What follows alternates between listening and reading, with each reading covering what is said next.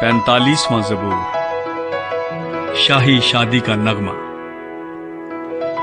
میرے دل میں ایک نفیس مضمون جوش مار رہا ہے، میں وہی مضامین سناؤں گا جو میں نے بادشاہ کے حق میں قلم بند کیے ہیں۔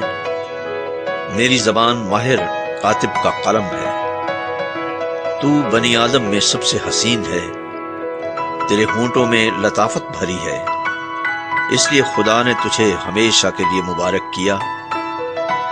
اے زبردست، تو اپنی تلوار کو جو تیری حشمت و شوکت ہے اپنی کمر سے حمائل کر، اور سچائی اور حلم اور صداقت کی خاطر اپنی شان و شوکت میں اقبال مندی سے سوار ہو، اور تیرا داہنا ہاتھ تجھے محیب کام دکھائے گا۔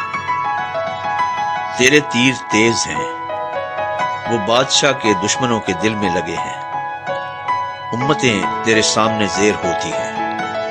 اے خدا، تیرا تخت عبدالآباد ہے، تیری سلطنت کا عصا راستی کا عصا ہے۔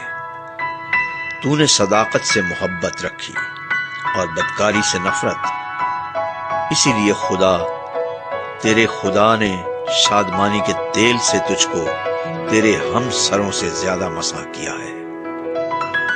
تیرے ہر لباس سے مر اور عود اور تج کی خوشبو آتی ہے۔ ہاتھی دانت کے محلوں میں سے تاردار سازوں نے تجھے خوش کیا ہے۔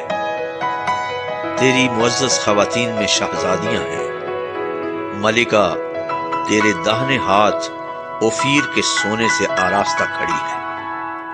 اے بیٹی، سن، غور کر اور کان لگا، اپنی قوم اور اپنے باپ کے گھر کو بھول جا، اور بادشاہ تیرے حسن کا مشتاق ہوگا، کیونکہ وہ تیرا خداوند ہے۔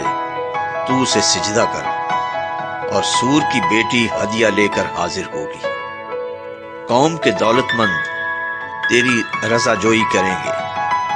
بادشاہ کی بیٹی محل میں سرتپا حسن افروز ہے، اس کا لباس زربفت کا ہے، وہ بیل بوٹے دار لباس میں بادشاہ کے حضور پہنچائی جائے گی۔ اس کی کنواری سہیلیاں جو اس کے پیچھے پیچھے چلتی ہیں تیرے سامنے حاضر کی جائیں گی، وہ ان کو خوشی اور خرمی سے لے آئیں گے۔ وہ بادشاہ کے محل میں داخل ہوں گی، تیرے بیٹے تیرے باپ دادا کے جانشین ہوں گے، جن کو تو تمام روئے زمین پر سردار مقرر کرے گا۔